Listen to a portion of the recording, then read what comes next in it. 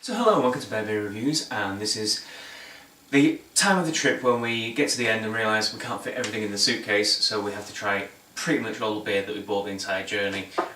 So these are just some I picked up from the Swedish Systems Bolaget, the little state-owned alcohol stores that they have here. Picked up a couple of Swedish ones. We've got Sigtuna, who most people might know. They've got really cool bottle work. You probably won't be able to see this on the camera, but it's a nice picture of, I'm assuming, probably Stockholm, something like that. We've got their East Coast Pale Ale, style of America. We've also got a Modus Operandi by Scar Brewing Company, a beer that I have never actually come around to drinking, but is well renowned for being a fantastic IPA.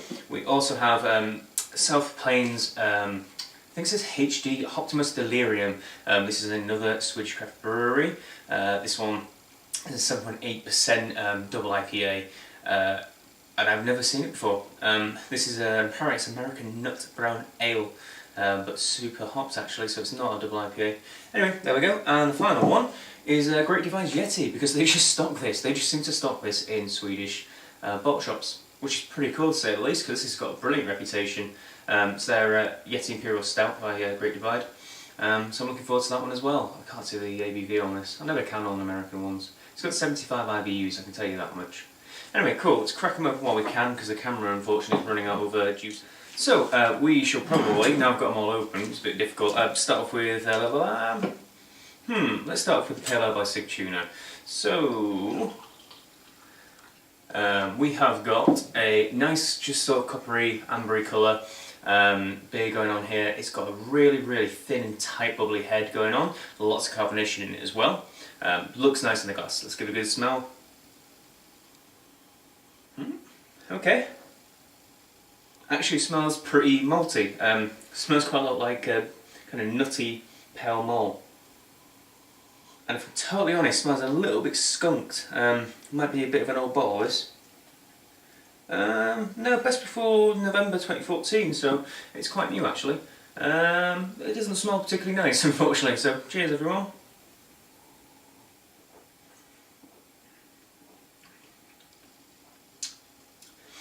Yeah, it's a little bit watery actually. A little bit bitter, quite watery, a little bit nutty, and doesn't really taste of a huge amount, unfortunately. That's a shame, Sigtuna, because I've heard a good reputation about them. It's not particularly tasty beer, unfortunately. Probably tastes better than a lager though, crappy lager, so probably a 5 out of 10. A bit of a shame. Onwards and upwards, eh? Should we try Modus Operandi next? In the can. I should pour some out, although I know normally you can drink it from the can as well.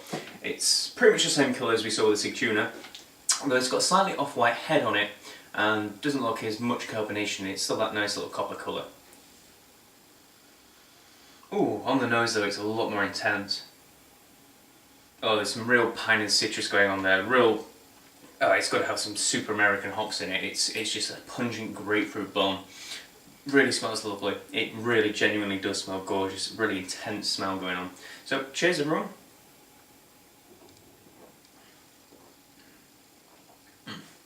Oh, there's a nice caramel smoothness at the start. The malt's nice and sweet, caramel and sugar flavours, and then it just leads into citrus and pine. There's a little bit of almost sweet pineapple in it as well. It's not overpoweringly bitter. It's remarkably smooth on the palate. That's a really nice IPA actually. It's got a good reputation, and I can see why. It's actually pretty darn gorgeous. Again, I can't see the ABV on it. It's just Americans just don't like to tell me how strong their beers are apparently.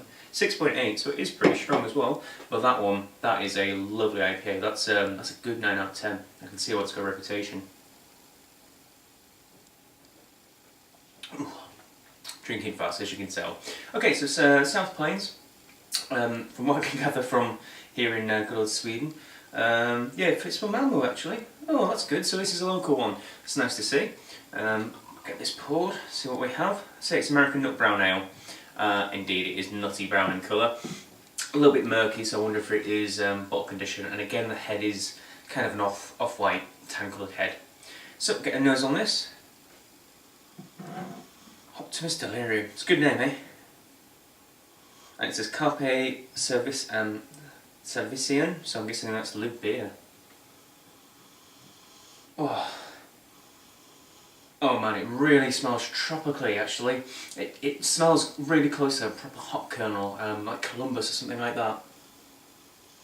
Oh, really fresh I'd say. This must be a really fresh drink. Cheers.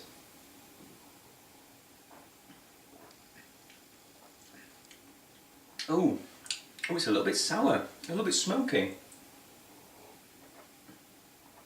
Quite acidic. Oh dear. I'm not sure this is what they were going for. Oh, let me just have a check again. Amarillo and Citra. Oh dear. That's not nice. I think that's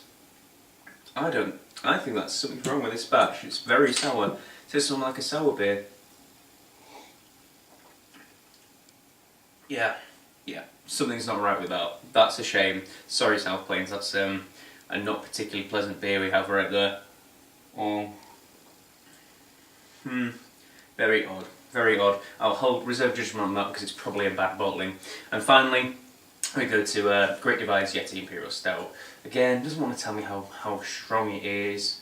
It's really hard to tell on American bottles. 9.5, there we go, 9.5% ABV. So it's perhaps a bit low on some of the Imperial Stout scales.